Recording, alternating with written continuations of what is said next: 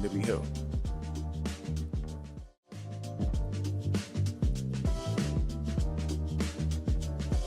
The Charleston Preseration Society is a dedicated organization committed to preserving and celebrating the rich cultural heritage of Charleston, South Carolina. Among its many initiatives, the Society offers a unique selection of local brackish jewelry, beautifully crafted from natural materials that reflect the area's coastal beauty. In addition to jewelry, they provide a curated collection of books that delve into Charleston's history, culture, and culinary traditions. Visitors can find treasured local recipes showcasing the region's vibrant food scene, alongside high-quality cast ironware, perfect for creating authentic Southern dishes. With a focus on community and heritage, the Charleston Preservation Society serves as a hub for those looking to connect with the local culture while supporting artisans and preserving the charm of this historic city.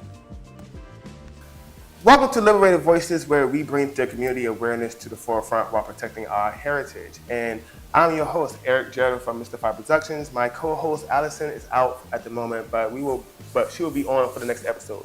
And today I'm talking to Ms. Madison Lee from Charleston Preservation Society, and she's assisting the Liberty Hill community on becoming an historical district. Thank you for doing this for us in the afternoon, but thank you so much. But go ahead, if you want to tell people a little bit about yourself.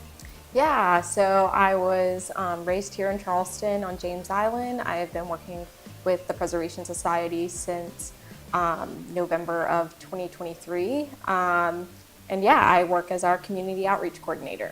Now, excuse me for asking, this is not one of the questions, but when I first came here, I was talking on the phone, I'm thinking you was gonna be somebody like, I'm not gonna lie, like older age. How old are you? I am 25 years old.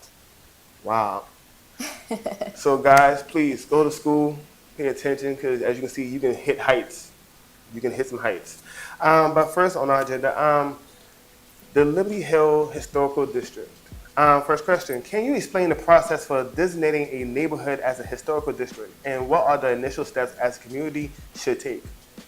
So it really varies from municipality to municipality, but there's always, some major themes that you need to keep in mind as you're pursuing this process. So community objectives should be first. That meaning like the community's should reflect what they want in the overlay. So whether it's character, architectural details, the overall tree canopy, if it's, your neighborhood's really known for compact porches or certain building orientation, those things are, what make neighborhoods special. So kind of getting on the same page about, what do we think should be protected and preserved in our neighborhood. And then once everybody's kind of on the same page, you start out by creating kind of an executive summary that you would present to city staff. So like, here are the key bullet points of, we want a zoning overlay that's going to, preserve, our height scale mass or our tree canopy, whatever it may be. And that can really start to initiate the conversation with city staff. And then from there, you would ask the city have a point of contact for you to kind of help you through the process, somebody that you can reach out to with questions, and also, to get any coordination or clarity on anything. Okay. Now, I'm not even going to joke around. That sounded like a lot. It sounds like you have to sit in front of a computer a long time, a lot of research, county lines and everything else like that, but also significance for a lot of certain details that I'm not even going to get into. But with the community involvement part, how important is community involvement in the application process for becoming a historical district, and what role do community members play? Yeah, for an effective overlay, it's usually born out of good documentation and grassroots community engagement. So it's not top-down policies. It's really about, reflecting what the residents value, whatever it may be, whether it's historic character or land use patterns. So after you have those conversations kind of initiated with city planning staff, hopefully there's a community engagement process that would follow, and kind of, that would be a venue where everybody could kind of put in their thoughts of the overlay, and that really informs the overall process. Well, I can tell you this, for the Liberty Hill Society, they are completely hands-on. They are completely involved. Absolutely. Have you ever been to their headquarters before? The headquarters? Yes. No, I actually go to the neighborhood association meetings. Okay. So I try and be there every month. So you've Sometimes seen it's their every. map and everything. Oh yeah, I've And all been the to the circles. Liberty Hill room at the Amtrak station, and it is incredible. Yeah, and that's a lot of documentation, and the fact that they're trying to make sure this is preserved, I'm loving it. What specific criteria does the community need to meet in order to be considered for historical district designation? Well, I guess the main thing is that, the community has to be in support of it. The bulk of the community really needs to be on the same page about it. It helps to have some buy-in from your political leaders. So whoever your council member is, having them, on your side throughout the process really can help moving things along, and they can help rally support from their colleagues. Okay. Yes, ma'am.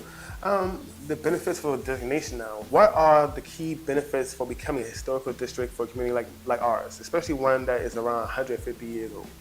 Yeah, so I mean, in a lot of communities, and Liberty Hill is not one that has not dealt with this. It's development is a big thing. There's development pressures everywhere, and these kind of character protections can really help ensure that new development fits the overall height, scale, mass of the neighborhood. So it preserves the overall character of the neighborhood if you have those protections in place. And it can kind of help outline procedures for any new construction that may enter the neighborhood, any alterations or any demolitions. So it really helps preserve the neighborhood's identity, and then it also kind of stabilizes the neighborhood form.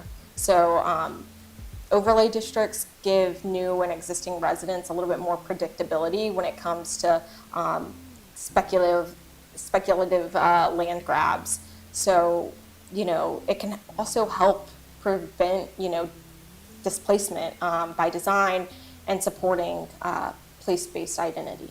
Well, in that case, thank you, because you answered the number 5, the challenges of what a community might face during these kind of designations, and how can they overcome it. Thank you, because I really thought about that too. Like if it's a historical district, it will be a lot more red tape, I guess, in the government's eyes, because now you can't just go and just plow everything down. You have to wait and get approval for certain things, because this is a historical site. Right. I understand that. And there's another part to that where it's like people think that a historic district overlay means that, you're trying to freeze everything in time, and it's really more about guiding the change to support continuity, affordability, and the overall identity. So it really creates a level playing field for any piecemeal or incompatible development that may erode value over time. Okay. Number 6, why is it important to protect and preserve communities with historical significance like ours? What impact does the preservation have on the community and its identity?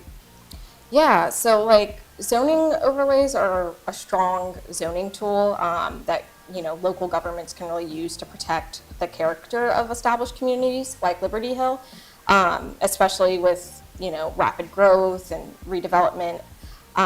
So it gives communities a little bit more control over how development happens, especially when it comes to historic and cultural and architectural significance.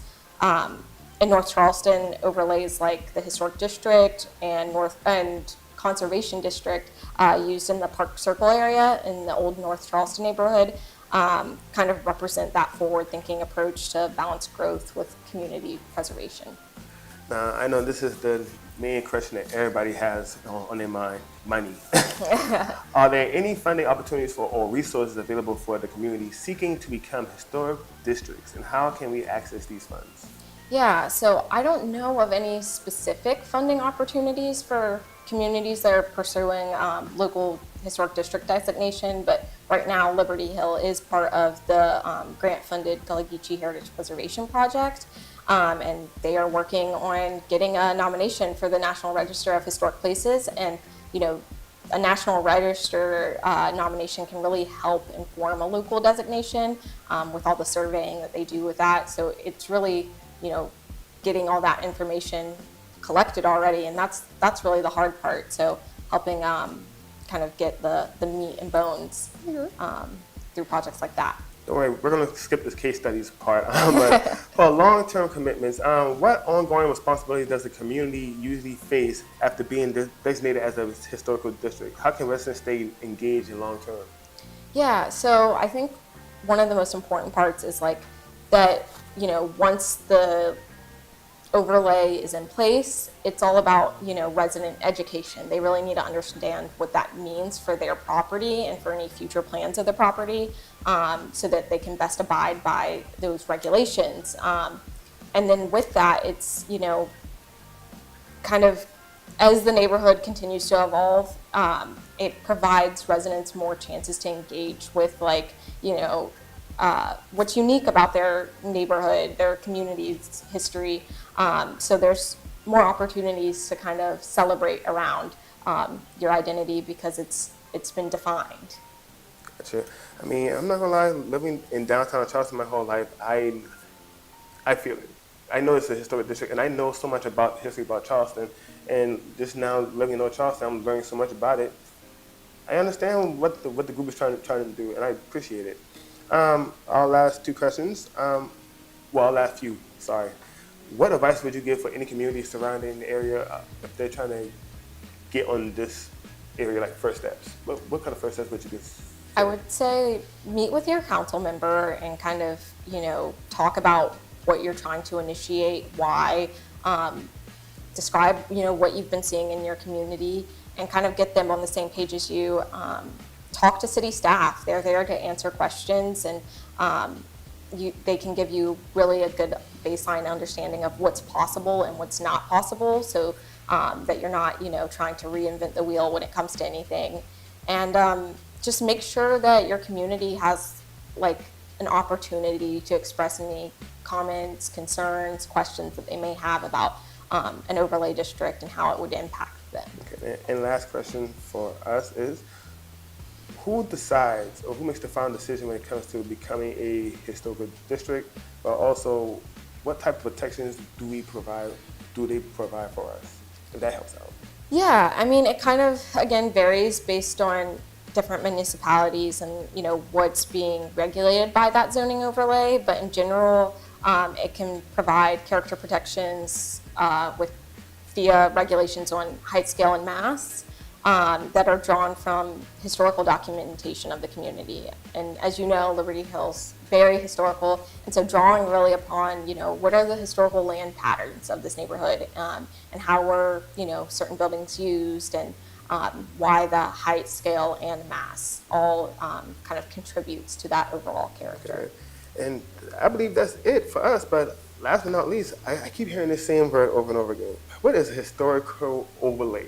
Can you fully explain that for our viewers? Because I know I don't understand it, but I do want to understand it a little more because it sounds very interesting. Yeah, so in the city of Charleston, North Charleston, you can't become like a local district. You can't be designated unless you are in an unincorporated part of the county. So overlays are kind of a zoning tool that's used to kind of, it doesn't change the overall land use of, a given area, but it kind of overlays on top of it to provide additional protections. So whatever is already in place remains in place, but then it's just an added layer of we don't want our buildings to be over, 3 stories. So it's really just a zoning tool that's used to kind of add additional protections. To keep the character in the community while also maintaining a possible workflow.